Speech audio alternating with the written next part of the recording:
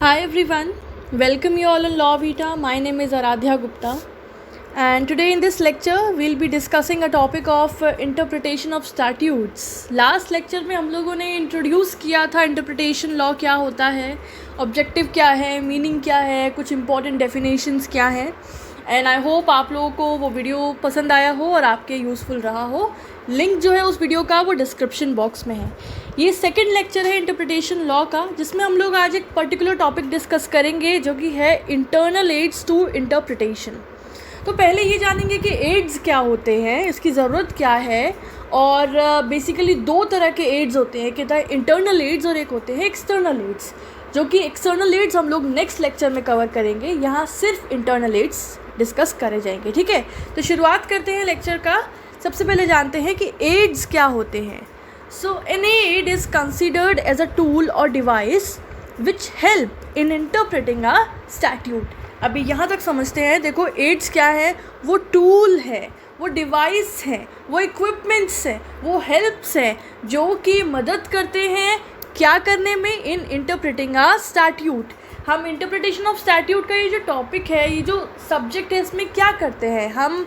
Statute मतलब जो acts हैं, जो लॉज हैं which have been made and prepared by the legislature of the state. उन्होंने जो लॉज बनाए हैं, जो एक्ट्स बनाए हैं, उनको इंटरप्रेट करते हैं. इंटरप्रेट मतलब उनके ट्रू मीनिंग को डिराइव करते हैं, इवॉल्व करते हैं, राइट. तो उस प्रोसेस में, in the process of interpreting दो स्टैट्यूट, जिन डिवाइसेस का हम यूज़ करते हैं, जिन टूल्स का हम यूज़ करते हैं, वो कहलाते हैं aid, right. So here the court can take the help from internal aids to interpretation, that is within the statutes, or the external aid to interpretation, that is outside or beyond the statutes. जब court किसी भी case में या किसी भी circumstance में किसी statute को इंटरप्रेट करते हैं, तो वो इंटरनल एड्स की भी सहायता ले सकते हैं या वो एक्सटर्नल एड्स की भी सहायता ले सकते हैं. तो वो टूल्स, वो डिवाइसेस या वो क्लूज़ या वो सपोर्ट जो हमें स्टैट्यूट के अंदर से ही मिलती है, स्टैट्यूट के जो अंदर उसके जो भी पार्ट्स हैं विद इन द स्टैट्यूट जो हमें मिलते हैं, अगर हम उनसे हेल्प लेके उस स्टैट्यूट का मीनिंग डिराइव करते हैं, so those aids are known as internal aids. Whereas अगर हमें स्टैट्यूट के विद इन हेल्प नहीं मिलती है और हम आउटसाइड द स्टैट्यूट जाके किसी आउटसाइड सोर्स से मीनिंग डिराइव करते हैं, सो दोज सोर्सेज और those tools are known as external aids to interpretation. तो उम्मीद करती हूँ एड्स क्या है ये समझ में आ गया होगा. शुरुआत करते हैं internal aids to interpretation. So internal aid means those aids which are available in the statute itself. The court can interpret the statute by employing such aids which are as follows. तो वही बात, internal aids वो aids हैं जो कि statute के within available होते हैं, उसी में available होते हैं, और court इनकी सहायता से किसी statute को interpret कर सकते हैं. अब कौन कौन से internal aids हैं, इसमें मैंने most important internal aids cover किए हैं. There are 11 in number that we'll discuss today here. पहला है टाइटल ऑफ द स्टैट्यूट. तो कोई भी स्टैट्यूट हो, whether CPC, CRPC, evidence, contract, IPC, सभी का एक टाइटल होता है. और वो टाइटल दो तरीके के टाइटल होते हैं. एक शॉर्ट टाइटल होता है और एक लॉन्ग टाइटल होता है. अब मैं बताती हूँ शॉर्ट टाइटल कहाँ मिलेगा और लॉन्ग टाइटल कहाँ मिलेगा. So the titles are basically of two types. The first is short title. Short title of the act is only its name which is given solely for the purpose of reference and identification.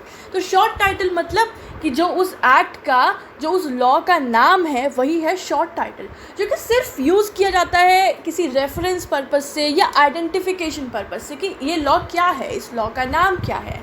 So short title is use only for that individual purpose. Short title is generally mentioned under section 1 of the act. तो हमेशा जो भी act का section 1 होगा उसमें short title mention होता है. And ends with the year of passing of the act. और जहाँ पे शॉर्ट टाइटल में नाम लिखा होगा उस एक्ट का, उसी के जस्ट आगे उसका ईयर लिखा होगा, द ईयर जिसमें वो एक्ट आपका पास हुआ था या इन्फोर्स हुआ था. एग्जाम्पल देखो, section 1 of CPC what says, it says the act may be cited as code of civil procedure 1908, है ना. Similarly section 1 of Indian contract act says this act may be called as Indian contract act 1872. तो I hope आपको example से short title का concept समझ में आ गया होगा. अब आगे बढ़ते हैं. नेक्स्ट है long title. So long title is mention under certain acts. ज़रूरी नहीं है लॉन्ग टाइटल सभी में मेंशन होता है, वो कुछ ही एक्ट्स में होता है, ठीक है, सब में नहीं होता, but short title is present in every act. So long title is mention under certain acts whose purpose is to give a general description about the object of the act. तो बेसिकली जो long title है वो depict करता है कि इस act का objective क्या है, किस पर्पस से ये एक्ट जो है वो इन्फोर्स किया गया है या फिर इन्फोर्समेंट में लाया गया है. However it is not considered as a conclusive aid to interpretation as it doesn't resolve any ambiguity arising in words or expressions, but it only provides a general idea of the act. देखो इसे हम conclusive add नहीं कहेंगे. Conclusive add मतलब कि ऐसा नहीं है कि अगर हमने लॉन्ग टाइटल का रेफरेंस लिया या हेल्प लिया, उससे जो भी एम्बिग्विटी अराइज हो रही है, जो भी कन्फ्यूजन अराइज हो रहा है while interpreting a statute either in any term और एक्सप्रेशन, तो ऐसा नहीं है कि सिर्फ उसी इकलौते लॉन्ग टाइटल की मदद से वो रिजॉल्व हो जाएगा या हमारी जो कन्फ्यूजन्स हैं वो सॉल्व हो जाएंगे. नहीं, it is not a conclusive aid, rather it only provides a general idea of the act. Right, इसका एग्जाम्पल देखो, the long title of CrPC. CrPC का लॉन्ग टाइटल क्या कहता है? An act to consolidate and amend the laws relating to the criminal procedure. जब आप खोलेंगे ना अपना बेयर एक्ट, तो जिस वाले पेज पे सेक्शन 1 जहाँ से शुरू हो रहा है उसके एबव, उसके ऊपर लिखा होता है आपका लॉन्ग टाइटल. कभी देखिएगा वहाँ पे लिखा होता है an act to consolidate. Consolidate मतलब टू कंबाइन जितने भी पुराने रिपीलिंग एक्ट्स हो गए, जिनको भी रिपील करके ये नया एक्ट बनाया गया है, तो उन सबको कंबाइन करके and to amend the laws relating to the criminal procedure. Also CPC का भी लॉन्ग टाइटल पढ़ो, in act to consolidate and amend the laws relating to the procedure of courts of civil judicature. ठीक है, तो I hope हमारा पहला internal aid clear है, that is title. Title सब divide into 2 parts, short title and long title. चलिए, next internal aid है preamble. तो प्रीएम्बल सब जानते हैं, it is known as the index of the act और इंडेक्स ऑफ द लॉ, जिसमें इंट्रोडक्टरी पार्ट मेंशन होता है, बेसिकली जनरल ऑब्जेक्टिव जो होता है वो मेंशन होता है प्रीएम्बल के अंदर. और I don't know about other laws, पर कॉन्स्टिट्यूशन का प्रीएम्बल तो हर लॉ स्टूडेंट को याद होता ही होता है ना. Preamble is a tool for internal aid to interpretation as it contains the main objects and reasons of the act. वही कि preamble में ना आपका एक्ट का जो मेन ऑब्जेक्टिव है या किस रीज़न से इस एक्ट को लाया गया है वो उसमें बताया जाता है. The rule of interpretation of preamble is that when a language of an enactment is clear and unambiguous. Unambiguous मतलब it is clear, right. The preamble has no part to play, but if more than one interpretation is possible, a help can be taken from the preamble to ascertain the true meaning of the provision. Right? तो देखो ये बोल रहे हैं कि अगर आपका जो मीनिंग है वो बिल्कुल क्रिस्टल क्लियर है इनैक्टमेंट का, स्टैट्यूट का, कोई कन्फ्यूजन ही नहीं है, तो प्रीएम्बल का नीड नहीं लेना है, कोई ज़रूरत नहीं है उसका हेल्प लेने का. लेकिन हाँ, अगर किसी टर्म का, किसी एक्सप्रेशन का more than one meaning derive हो रहा है, तो ऐसे सिचुएशन में the court can take the help of preamble as an internal aid to interpretation. Right? The preamble is mentioned on the very first page of the act. और ये याद रखो, preamble हमेशा एक्ट के पहले पेज पर mention होता है. Third, marginal notes. So marginal notes are inserted at the side of the sections in an act which express the effect of the section, but they're not the part of the statute. They are also known as side notes and are inserted by drafters and not the legislators. तो marginal notes आपने देखा होगा कभी कभी act के अंदर sections के side में, नीचे नहीं साइड में, या आइदर राइट और लेफ्ट, वहाँ पर चीज़ें लिखी होती हैं. So they are known as the marginal notes. They are inserted the side of the sections. ठीक है, एंड ये माना जाता है कि मार्जिनल नोट्स जो होते हैं वो लेजिस्लेटर नहीं लिखते हैं, बल्कि जो ड्राफ्टर होते हैं, the person who drafted the act, the book और द लॉ बुक, राइट. तो वो जो हैं वो उसको इंसर्ट करते हैं. आई कैन से फॉर जो कुछ भी और अदर रेलेवेंट इन्फॉर्मेशन है, या फिर जो भी सेक्शन की प्रोविज़न है उसके मीनिंग को सिंप्लीफाई करने के लिए the drafter aids the marginal notes, और उन्हें साइड नोट्स भी कहा जाता है. For interpreting the constitution many times marginal notes have been referred because they are made by the constituent assembly. और कॉन्स्टिट्यूशन को इंटरप्रेट करते वक्त कई बार मार्जिनल नोट्स जो अलग अलग आर्टिकल्स के साइड में मेंशन है उनको रेफ़र किया गया है, बिकॉज वो मार्जिनल नोट्स जो हैं वो कॉन्स्टिट्यूएंट असेंबली द्वारा एड ऑन करे गए हैं. Right, so we are having a case here, Bengal Immunity Company versus State of Bihar. So in this, Supreme Court held that the marginal notes of 286 article is a part of Constitution which talks about the restrictions as to the imposition of tax on sale or purchase of goods. Therefore, it could be relied on to furnish a clue to the purpose and meaning of the article. तो इस case में article 286 से related question arise हुआ और उसका interpretation हो रहा था. तो वहाँ पे सुप्रीम कोर्ट ने बोला कि 286 में जो मार्जिनल नोट्स मेंशन है रिगार्डिंग द रिस्ट्रिक्शंस जो कि प्रोवाइड करते हैं while imposing any tax either on sale और परचेज ऑफ गुड्स, उन्होंने बोला कि that can be use as an internal aid for interpreting the particular article. उससे क्या है, कहीं ना कहीं एक जो हम पर्पस या मीनिंग डिराइव करना चाह रहे हैं, एग्जैक्ट पर्पस और मीनिंग ऑफ द आर्टिकल, वो हमें उसका हेल्प मिल सकता है. राइट, नेक्स्ट फोर्थ हमारा एड है, that is headings. So headings जो कि हर सेक्शन के ऊपर या फिर जो कई सारे सेक्शंस की जो पार्ट्स होते हैं, चैप्टर 1 चैप्टर 2, तो जो उसका ग्रुप हेडिंग होता है, so those all are the headings. Headings are prefix to sections और अ ग्रुप और सेट ऑफ सेक्शंस. तो या तो सेक्शंस के भी ऊपर हेडिंग्स होती हैं और ग्रुप ऑफ सेक्शंस या सेट ऑफ सेक्शंस के ऊपर भी हेडिंग होती हैं. That are the heading of chapter. These headings have been treated by courts as preamble to those sections or set of sections. Very obvious. Preamble क्या है? Preamble gives us a idea, the objective. तो अगर किसी भी provision को आप अंदर से पढ़ो और उसकी आप मेन हेडिंग पढ़ो, तो आपको मेन हेडिंग पढ़ने से ही काफ़ी आइडिया हो जाता है कि what is there actually within the provision. Similarly chapter का आप नाम पढ़ो, उसकी हेडिंग पढ़ो, तो you will get an idea कि पूरे चैप्टर के जो डिफरेंट सेक्शंस हैं या आर्टिकल्स हैं उनमें क्या चीज़ आगे डिस्कस होने वाली है. So headings are considered as the preambles. Right, next fifth है आपका illustrations. So illustrations are attached to a section of a statute with a view to illustrating the law explained in the provision. तो illustrations जो होते हैं statute के अंदर जो भी sections हैं उनके साथ attach होते हैं, जो कि basically provide किए जाते हैं to understand जो भी reader है, जो भी person read कर रहा है उस act को, statute को, उसकी इलास्ट्रेशन प्रोवाइड कराने के लिए कि हाउ ये लॉ एक्ट अगर कोई रियल लाइफ सिचुएशन अराइज होती है तो उसमें किस तरीके से एप्लीकेबल होगा, how the things will be illustrated. ये जो लॉ बताया गया है, जो प्रोविज़न बताया गया है, ये रियल बेस्ड सिचुएशन पे किस तरीके से एप्लीकेबल होगा या प्रिवेल करेगा. So that gives a example. हम आम भाषा में इसको एग्जाम्पल भी बोलते हैं इलस्ट्रेशंस को.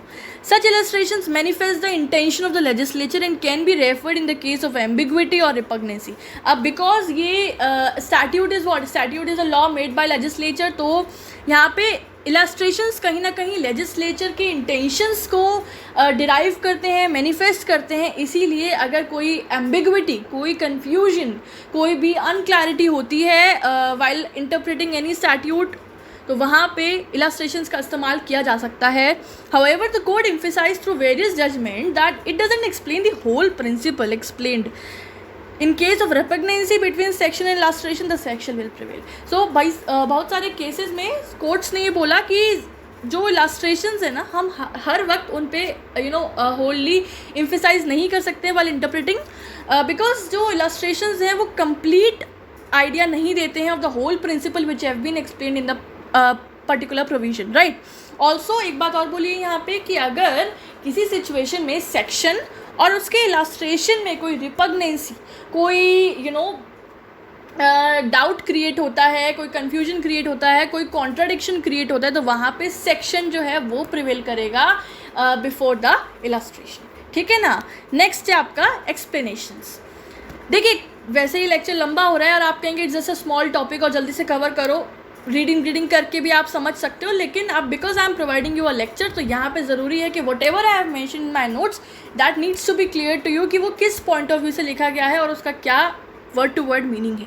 ठीक है ना. चलिए, सिक्स्थ आपका इंटरनल एड है एक्सप्लेनेशन. तो एक्सप्लेनेशन आपने देखा होगा हमेशा सेक्शन का जो मेन प्रोविजन है उसके बाद नीचे एक्सप्लेनेशन प्रोवाइड किया होता है. So explanations are inserted with the purpose of explaining the meaning of a particular provision and to remove the doubts. कि जहाँ पर अगर लेजिस्लेचर को या ड्राफ्टर को लगता है कि ये जो भी प्रोविजन है it needs to be more explained, तो वो इसीलिए अलग से एक सब पार्ट मेंशन करते हैं सेक्शन के अंदर एक्सप्लेनेशन, और उसमें कोई भी अगर डाउट है तो उसको क्लियर करने के लिए एक्सप्लेनेशन में चीज़ें मेंशन होती हैं. The purpose of explanation are to explain the meaning and intention of the act, to clarify any case of vagueness and to provide additional support to the object of the act. It only tries to remove the uncertainty, and in case of conflict between explanation and main section, the duty of the court is to harmonize the two.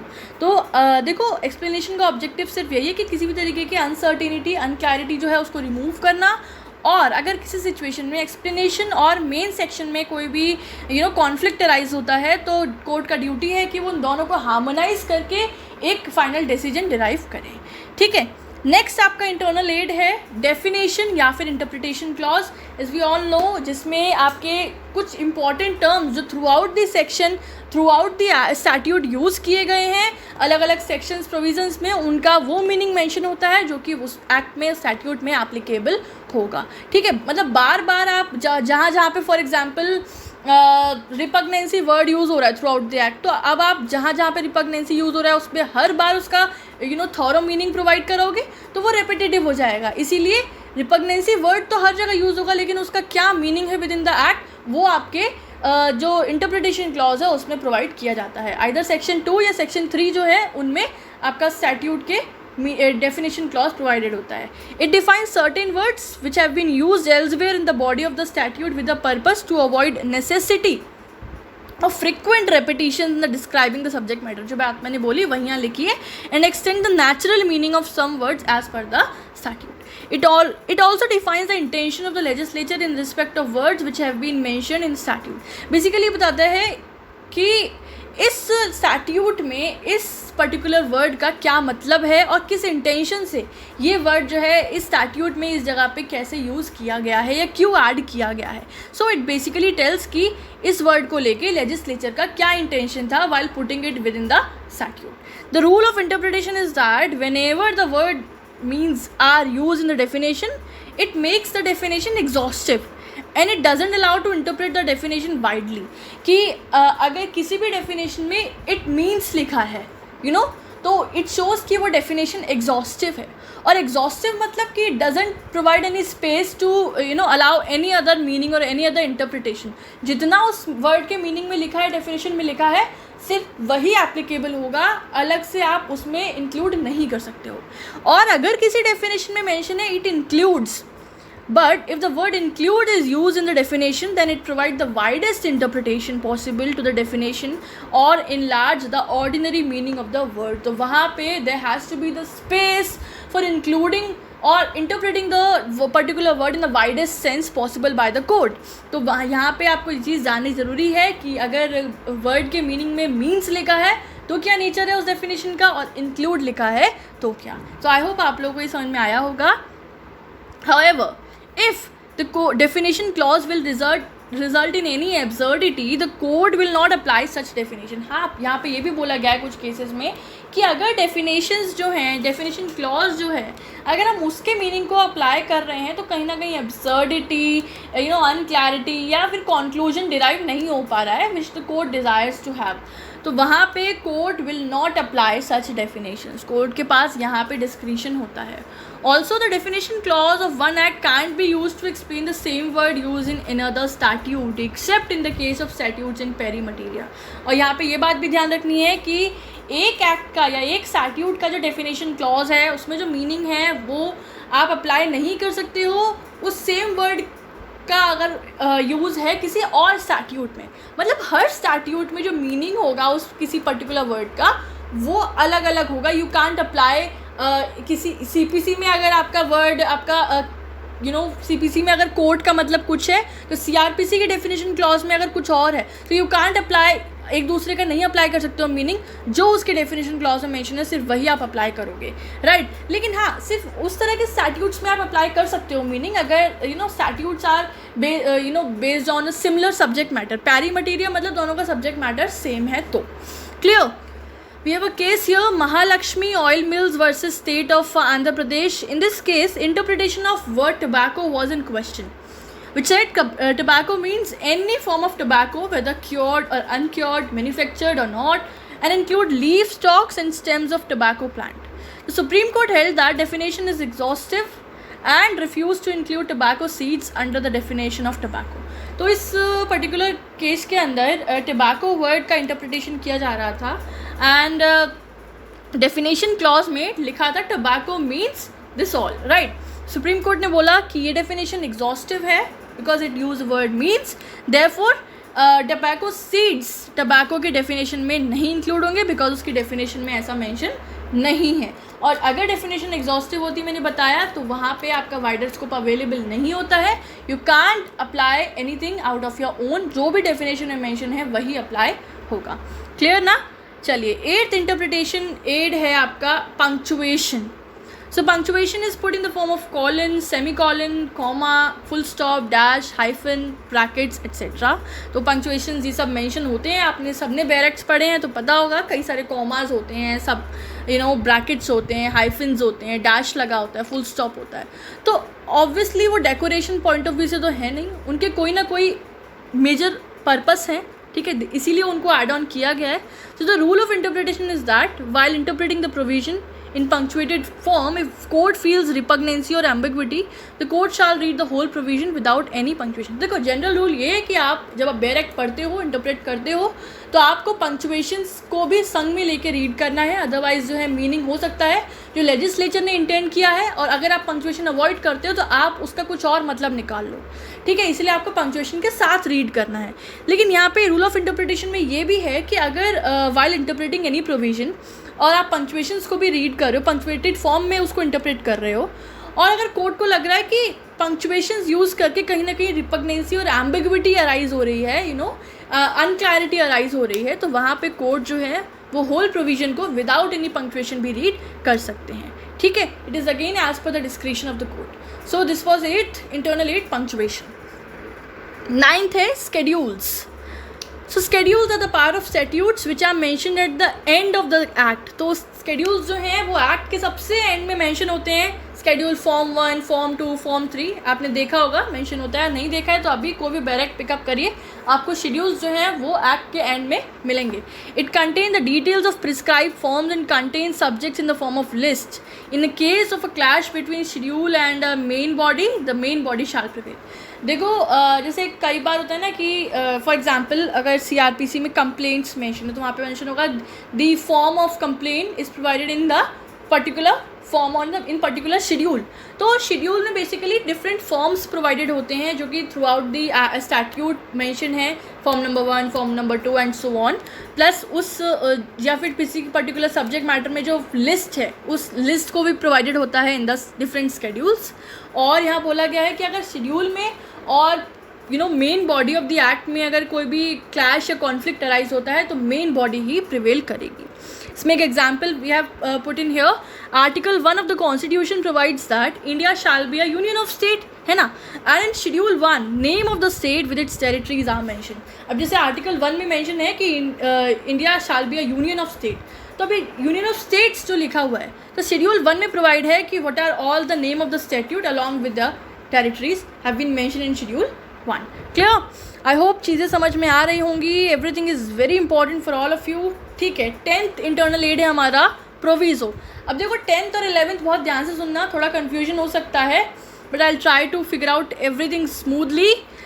The proviso serves different purposes, qualify or exempt certain provisions, provide mandatory conditions to be fulfilled by to make enactment workable and becomes integral part of the enactment. तो proviso आपने देखा होगा, section लिखा है आपका, section का main provision हो गया, एक्सप्लेनेशन हो गया, फिर प्रोविज़ो दिया होता है। जनरली प्रोविज़ो क्या होता है? प्रोविज़ो बताता है कि कौन सी चीज़ इस सेक्शन की जो लैंग्वेज मेंशन है इसमें एग्जेम्प्ट रहेगी, या क्या चीज़ इसको क्वालिफाई करेगी या इसमें इंक्लूड रहेगी, क्या कंडीशंस मैंडेटरी हैं टू बी फुलफिल्ड, राइट। तो ये सब चीज़ें प्रोविज़ो में मेंशन होती हैं और इसीलिए प्रोविज़ोज जो होते हैं वो भी जो है सेक्शन का एक इंटीग्रल पार्ट होते हैं। The rule of interpretation of proviso is that it can neither nullify the implication of main enactment nor can enlarge the scope of the main enactment. It can only be referred in case of ambiguity in the section. तो देखो interpretation का rule ये कहता है कि जब आप proviso को रीड कर रहे हो या उसको as an internal aid use कर रहे हो तो ना तो वो आपका जो सेक्शन का मेन प्रोविजन है ना तो उसको नलीफाई कर सकता है, उसके इम्प्लीकेशन को नलीफाई कर सकता है, ना ही उसके स्कोप को बढ़ा सकता है. बस उसका पर्पस ये है कि वो आप अगर कोई भी आपके डाउट्स अनक्लैरिटी हो रही है, आपको ट्रू मीनिंग डिराइव करने में आपको हेल्प चाहिए तो वहाँ पे आप प्रोविज़ो को रेफ़र कर सकते हो. ठीक है ना. उससे आपके मेन बॉडी पे असर नहीं आना चाहिए. In case of conflict between main enactment and proviso it must be harmoniously constructed और in view of many jurists proviso will prevail as it is the last intention of the legislature. तो generally ये है कि अगर main body में और proviso में अगर कोई कॉन्फ्लिक्ट अराइज हो रहा है तो it is a duty of the court कि वो हार्मोनियसली चीज़ों को कंस्ट्रक्ट करें एंड कंक्लूड डिराइव करें. लेकिन कुछ जूरिस्ट ने ये भी कहा है बिकॉज प्रोविज़ो जो है वो आपके पूरे सेक्शन के प्रोविज़न के एंड में मेंशन होता है तो it is considered as a last intention of the legislature, that is why it shall prevail. Right. Example देखो, article 16 clause 4 is considered as proviso of article 16 clause 1 held in T Devadasan versus Union of India. इस case में बोला गया था कि 16 clause 4 जो है वो प्रोविज़ो है ऑफ आर्टिकल 16 क्लॉज 1. ठीक है ना. प्रोविजंस आपको पता भी होगा प्रोविज़ो क्या होते हैं इन जनरल बिकॉज आप सभी लॉ स्टूडेंट्स हैं एंड बैरिक्स रीड करना we all know. Next, in the last internal aid here, exceptions. So exceptions are generally added to an enactment with the purpose of exempting something which would otherwise fall within the ambit of the main provision. तो exemptions basically exceptions basically बताता है कि कौन सी चीज़ है जो कि exempt रहेगी within the particular language of the provision, कि ये चीज़ें इसमें नहीं इंक्लूड होगी. इट शैल नॉट फॉल, जो कि अदरवाइज फॉल होगी अगर एग्जेम्पशन या एक्सेप्शन मेंशन नहीं किया जाएगा तो. And in case of repugnancy between exception and the main enactment, the latter must be relied upon. मतलब अगर कोई भी तरीके का कॉन्फ्लिक्ट अराइज होता है एक्सेप्शन में जो सेक्शन में मेंशन है और जो मेन उसका बॉडी है उस मेन इनेक्टमेंट में, तो मेन इनेक्टमेंट जो है that shell prevail. However, in many cases exceptions are relied as per the jurists as considered as the last intention of the legislature. Right. देखो सेक्शन 300 IPC का आप देखेंगे so it has 5 exceptions attached to it. अच्छा बताना comment section में IPC का section 300 talks about what. चलो last चीज़, क्योंकि कन्फ्यूजन अराइज हो सकता है प्रोविज़ो और एक्सेप्शन में डिफरेंस क्या है. So let's see that. See proviso has a wider function then exception as an exception only exempt certain things to fall in the main enactment. Exception का सिर्फ role है कि वो एग्जेम्प्ट करता है कुछ सर्टेन चीज़ों को that would fall in the main enactment. Where as proviso not only exempt certain cases but it also provide a mandatory condition the qualification to the enactment. और प्रोविज़ो सिर्फ एक ही काम नहीं करता, वो सिर्फ एग्जेम्पशन नहीं बताता है बल्कि इसके साथ साथ वो ये बता दें कि क्या मैंडेटरी कंडीशन है which are necessary to be fulfilled अगर आपको उस प्रोविजन को या उस प्रोविज़न को इनेक्टमेंट में लाना है तो, और we can say what are the qualifications for the required for the particular enactment. So in this perspective proviso has a wider scope of function in comparison to exemption exceptions. Proviso follows the main enactment. एक चीज़ और, proviso जो है वो main enactment के बाद आता है where is exception is a part of main enactment. Exception अलग से कोई हेडिंग मेंशन नहीं होती, एक्सेप्शन मेन इनेक्टमेंट का ही पार्ट होता है. ठीक है ना. आई होप गाइज आप लोग को सारा कॉन्सेप्ट ऑफ इंटरनल एड समझ में आ गए होंगे. ये जितने भी इंटरनल एड्स हमने डिस्कस किया I have very well explain it, और इसमें हमने एग्जाम्पल्स भी कवर किए हैं, cases also we have quoted जहाँ पे भी रिक्वायर्ड था. So with this the concept of internal aids to interpretation is done from my side. For any doubt any unclarity do let me know the comment section. ठीक है, will sort it out. And इसके notes या और भी किसी subject के notes के लिए just either contact us on our email ID जो कि डिस्क्रिप्शन में है, या फिर हमारे इंस्टाग्राम पेज lawvita_80 पर भी आप मुझे DM कर सकते हैं. Right. I revert you back as soon as possible. और इसके अलावा कौन कौन से सब्जेक्ट, कौन कौन से topics you want me to make the videos upon, do please let me know in the comment section. ऐसे मुझे कैसे याद रहेगा. Right. This was it. How do you find the video? Do also let me know this in the comment section. I will meet you soon with the next video with the next legal lecture. Till then everyone take care of yourself, keep studying, have a good day, bye bye.